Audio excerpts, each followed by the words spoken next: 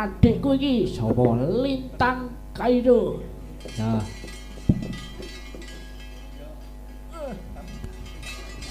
Sugeng enjing Mas. Inggih wilujeng enjing. Waduh. Nggih. Tasik anu semangat mompion Mas ya.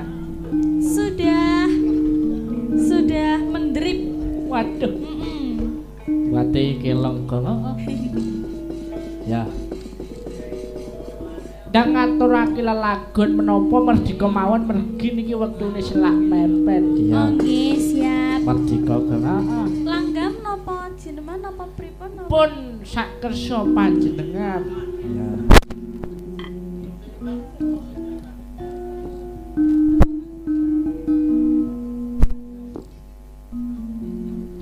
Nggih.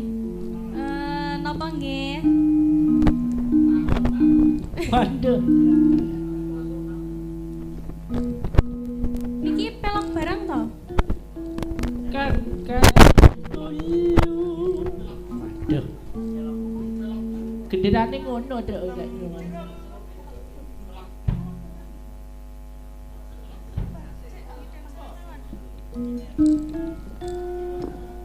Ngidam sari mawon, Mbak. Oh nggih.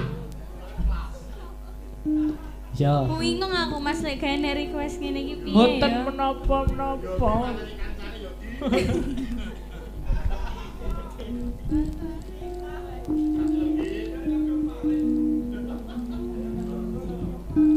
Disiram sik. Apa Mas liramu segan melati aku kembali dan sare. Apa Mas liramu mergi wong manis aku kang bakal lewati sing lintane kasemono janji prasadyane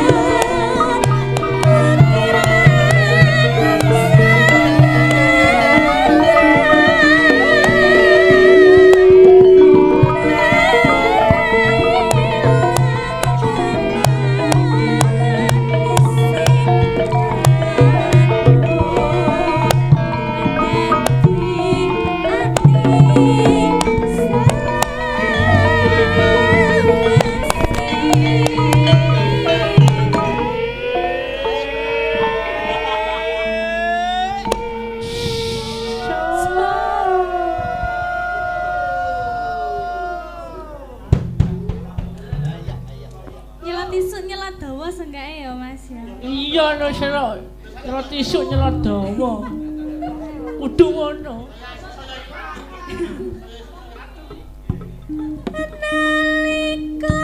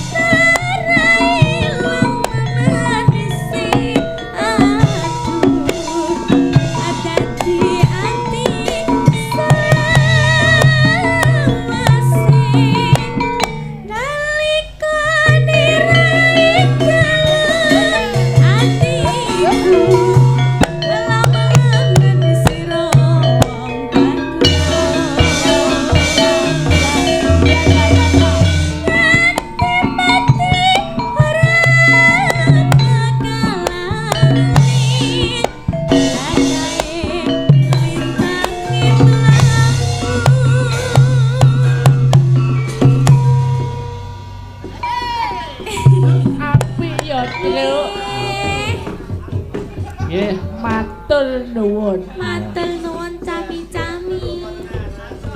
Ya. Apik ya, Truk. Iya. Sak lajengipun. Ya. Sapa? Aku pengen ngrungokake suwantene Buwara. Ya. Buwara. Sugeng enjing, Bu. Wilujeng enjing. Nggih. Wah, Pripun? kula aturi nembang menapa kemawon kagem berkahipun kula. Ya. Iki momong sik pelek sewindu nggih. Oh nggih. Sewindu. Sewindu kang. Heeh.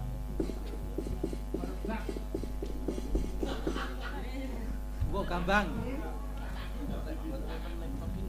Iya, ya. Sewindu kang. Heeh. Buka rebab. Enggak. Buka ketuk.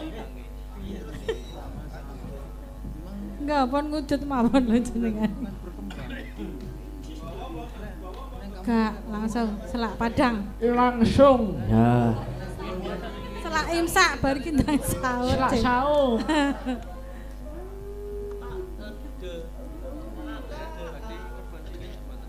Yo, ayo Kang. Yo. Yo. Injih sampun. Nggih, matur nuwun. Ya. Ya. Wonten dawuh menapa, Gus? Kakang Semar. Nggih. Apa Kakang Semar ora ngerti yen to para kadang-kadangku Pandhawa mureca saka negara Ngamarta. Ah, nggih lajeng. Gendere iki slendro ae, Gong. Heeh, slendro sik tak ingetin, Lho.